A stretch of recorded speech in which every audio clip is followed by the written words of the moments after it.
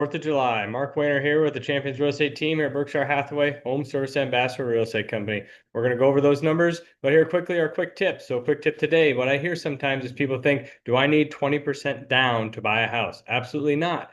You can use 5% conventional loans, 20, 15, 20, 25% down. It all just depends on getting that pre-approval letter with that lender and kind of figure out what the best avenue is for you to get obtained financing. So whether that's an FHA loan, which is 3.5% down, VA could be as little as 0% down, which is Veteran Affairs loan.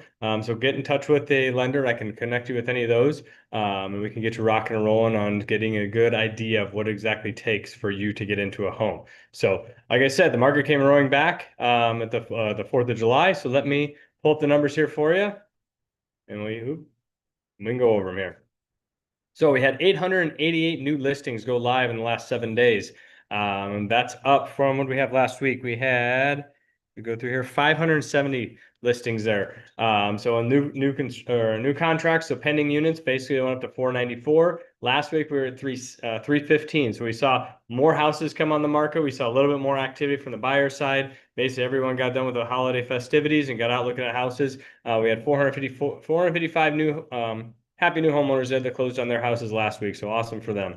2.8 months supply of inventory. Last week was 3.6, so obviously we dropped down since we saw more houses come on the market. We also saw more inventory come off the market. That's basically why that number went down. 2 months supply of inventory is basically a number of number of houses we would have.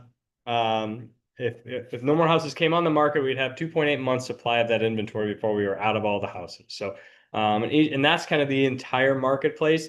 That's not and if we're looking at specific markets, specific price points, that number can change depending on how active that market is there. So what are we seeing? So ultimately from buyers, more houses available. Obviously competition, we saw more contracts written, and ultimately be ready for those best listings that are out there. So the same thing we're still seeing is some multiple offers on those houses that basically are really good houses if they're priced appropriately. So talking about pricing, basically from a seller's perspective, like we said, positioning matters most. That's one thing I got highlighted here is where you're positioning that home in the marketplace, positioning from condition, positioning from price point, and getting the most eyeballs on that home for you there. So obviously buyer activity rebounded. Obviously we saw more listings come on the market, so that's why that positioning matters the most. So interest rates kind of still sitting around 6.5% there. But if you have any questions, reach out to me. If there's any topics you want me to cover here on any of these videos, I'd love to help you out. So number 672-7670 down here at the bottom.